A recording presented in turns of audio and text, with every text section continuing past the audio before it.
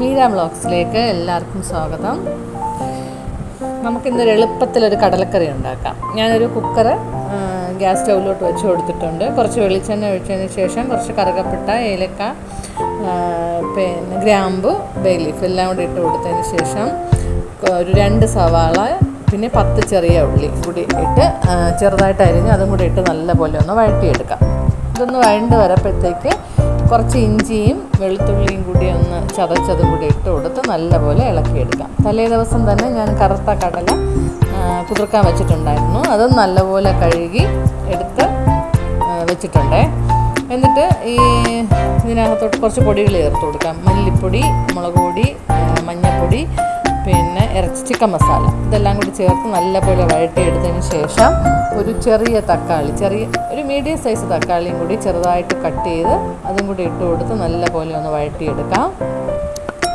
അതിനുശേഷം നമ്മൾ കഴുകി വെച്ചിരിക്കുന്ന കടല അതും കൂടി ഇതിനകത്തോട്ടിട്ട് കുറച്ച് വെള്ളവും കൂടി ഒഴിച്ച് ഉപ്പും കൂടി ഇട്ടതിന് ശേഷം നമുക്ക് ഒരു ഉരുളക്കിഴങ്ങ് തൊലി ചെത്തി മുഴുവനോട് കട്ട് ചെയ്യാതെ മുഴുവനോടുകൂടി അതും കൂടി ഇതിനകത്തോട്ടിട്ട് കൊടുക്കാം.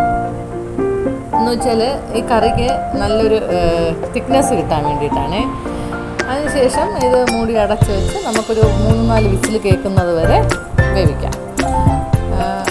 എന്നിട്ട് ഇത് നമുക്ക് തേങ്ങാപ്പാൽ ഒഴിക്കാതെയും നല്ല ടേസ്റ്റാണ്. പക്ഷേ ഞാനാണെങ്കിൽ എനിക്ക് കുറച്ച് തേങ്ങാപ്പാലും കൂടി ഒഴിച്ചാലേ ഇഷ്ടമുള്ളൂ. അതുകൊണ്ട് ഞാൻ ഒരു മുറി തേങ്ങയുടെ പാലെടുത്ത് അതും കൂടി ഇതിനകത്തോട്ട് ഒഴിച്ചു കൊടുത്ത് നല്ലപോലെ തിളപ്പിച്ച് എടുക്കുകയും നല്ല ടേസ്റ്റാണ്. എല്ലാവരും ഒന്ന് ട്രൈ ചെയ്ത് നോക്കണേ. എൻ്റെ ചാനൽ ആദ്യമായിട്ട് കാണുകയാണെങ്കിൽ എല്ലാവരും ഒന്ന് ഷെയർ ചെയ്യണം, സബ്സ്ക്രൈബ് ചെയ്യണം, ലൈക്ക് ചെയ്യണേ.